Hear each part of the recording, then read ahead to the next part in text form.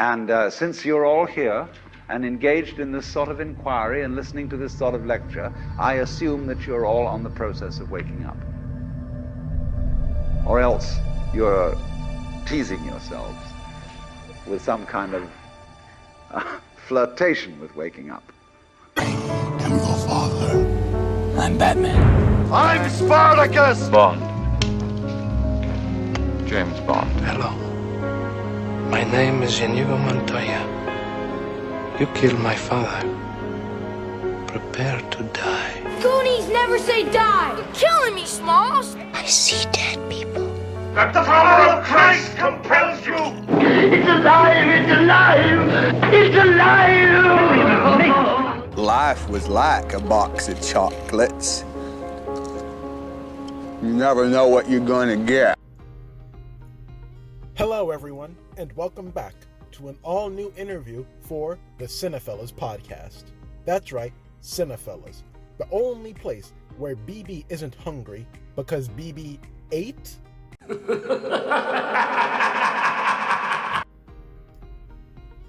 For the Cinephellas, I'm Nile Fortner, and today we have director Adam Egypt Mortimer. You may know him from movies such as the slasher movie Some Kind of Hate, and the 2015 horror anthology movie Holidays. Now, Mortimer is adapting the book, In This Way I Was Saved, and titling the movie Daniel Isn't Real.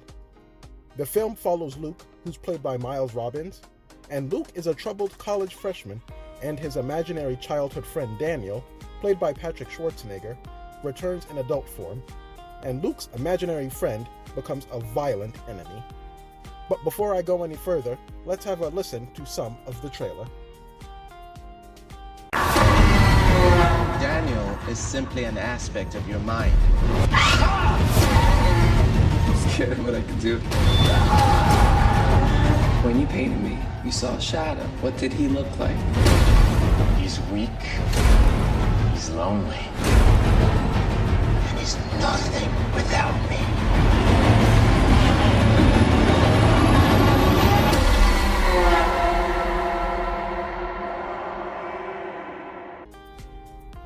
The two seem to make an interesting pair of pals. In this interview, Daniel Isn't Real director Adam Egypt Mortimer discusses if this film on mental illness came out at the right time, how he plays with character lighting, and a whole lot more. So if that sounds interesting to you, then let's get into it. Me? I know who I am! I'm a dude playing a dude disguised as another dude! What?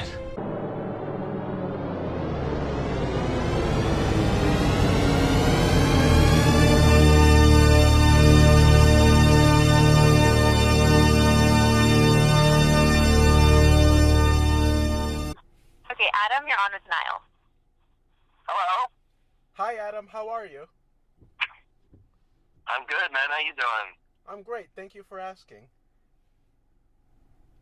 You know, I'm really glad I actually got to take a look at Daniel Isn't Real because I know your anthology movie, Holidays, and that slasher movie you did, oh, cool. Some Kind of Hate, yeah.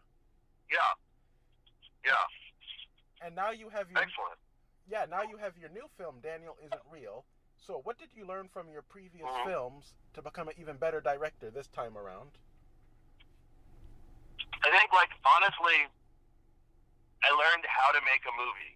So I think that on, Some Kind of Hate, which was a very low-budget film with a lot of interesting ideas behind it, I was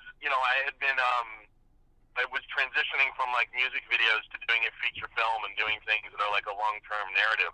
And I felt like I really had a lot to learn about how to work with actors and how to, create the feeling of the movie through what we do with the camera and how we block the actors, and was really thrown into the middle of that, figuring it out on that movie. And then on the short that I did for Holidays, it was a fun exercise because it had it was funny, it had action, and it was only 9 minutes long, so I was able to start really dialing in certain kind of techniques and figuring out more about how to do action.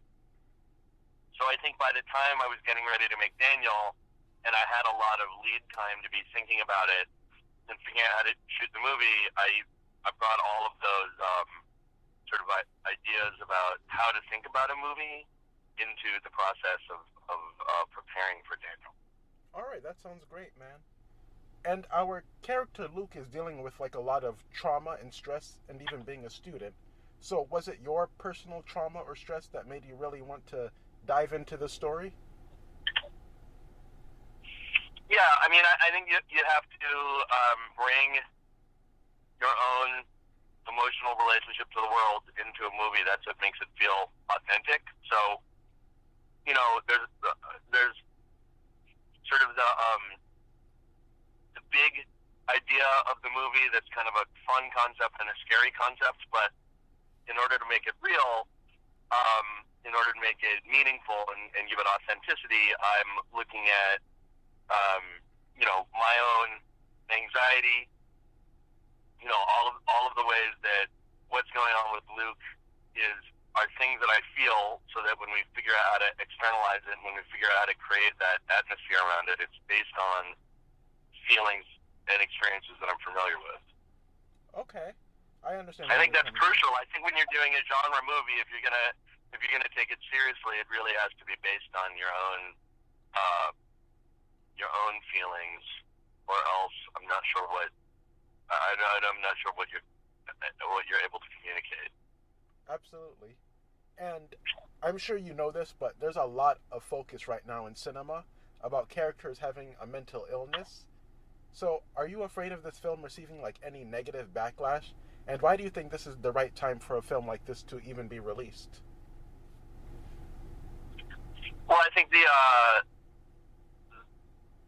theme of look, whenever I've shown this movie in festivals, there's always people that will come up to me after seeing it and they say to me, I went through an experience that I recognize in this movie. I've never seen it portrayed in this way. I've never seen it portrayed, like the feelings of it captured so accurately.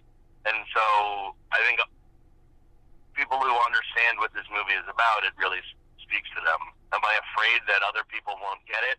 I don't know if I would say I'm afraid, but I do tend to find that on the occasions that I get pushback against the theme, it seems to me to be people who aren't coming from a place of directly experience what the movie is about. They seem to be coming from a place of fear, where they're concerned about what we may or may not be saying, but I don't think they're grappling with what the movie is doing and how the movie feels. So I guess the movie isn't made for them. But I found again that the idea of like being authentic to the true experience and focusing on having an empathetic response. Like, I think the movie is very clear in its intentions to be about empathy, and it creates empathy through Miles' amazing performance. So if anybody's taking anything away and experiencing the movie the way I want them to be, their experience should be one about empathy and the relationship between empathy and trauma and violence. Absolutely. I understand what you're saying, for sure. And what were some of the hardest parts of taking the book and adapting it to be a film? Well, the book was originally told from Daniel's point of view, so he is the voice, the authorial voice, and while that's really interesting in a novel, in a movie, to stay in his point of view would really sort of distance us from Luke's experience, and it felt like early on when we were adapting it, we switched it from Daniel's point of view to Luke's point of view, which made it much more of what a movie should be, where we're sort of experiencing the events as Luke is experiencing them. We are wondering what's real and what's not real along with him, and we're unfolding, the truth and secrets about Daniel, like as Luke is finding out about it. So that was a crucial thing. I think also the book, being novel length, had a lot of different sections that the parts where they were children went on for probably like 100 pages, and so in early drafts of our script, we had almost half an hour of the story when they're kids, and to boil that down to something that's just like a 5 or 6 minute introduction before we really get into the meat of the movie required a lot of, it required a lot of boiling. Okay. And you seem to really play a lot with lighting in this movie, like with the lens flares, like they show blue regarding Daniel's presence. So what was your creative thought process behind this, and what is the importance of the lighting in these scenes? Yeah, well, colors, the color story of the movie was really important to get across the idea and the feeling of it. So, towards the beginning of the film, when Luke is in this kind of isolated, anxious, depressed state, we're using a lot of blue.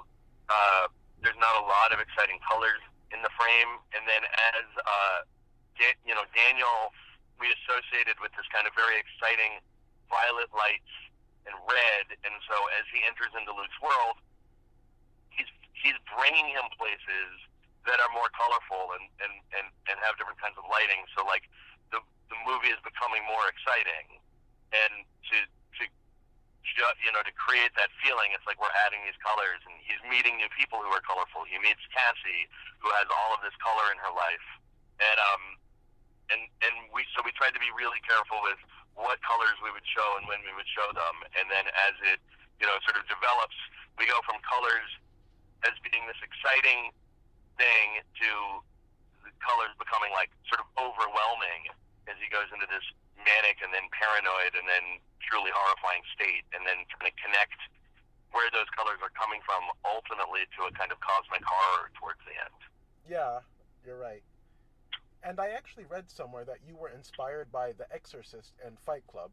So are there any other works of art that really inspired you?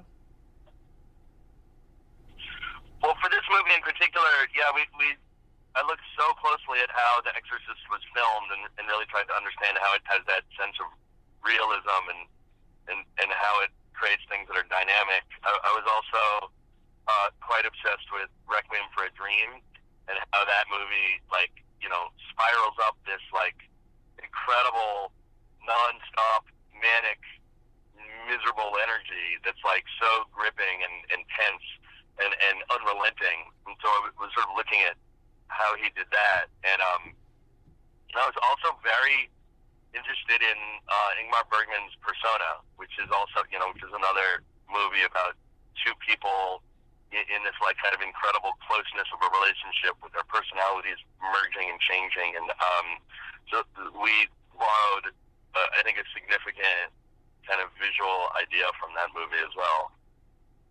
Hey, Niall, so sorry to interrupt, but we are just about out of time now. Thank you. Okay, well, that's no problem. Thank you so much for your time. This was awesome. Thank you for talking to me, man. All right. Well, look at you. You made it all the way through this podcast episode, which means you don't want to leave just yet. And we don't want you to leave just yet.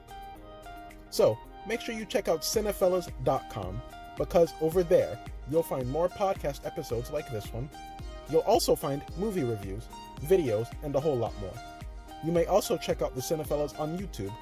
And if you could just do us just one more thing, please do follow Cinephellas on social media, such as Twitter, Facebook, and Instagram for more updates. Well, it's time for me to head on out of here, because the good news is my dates are here, but the bad news is they're dead. Until next time, I'm Nile Fortner, and have a good rest of the day and a good night, everybody. Why so serious? I am serious, and don't call me Shirley. Well, nobody's perfect. Go ahead. Make my day. E.T. phone home. There's no place like home. Hasta la vista, baby.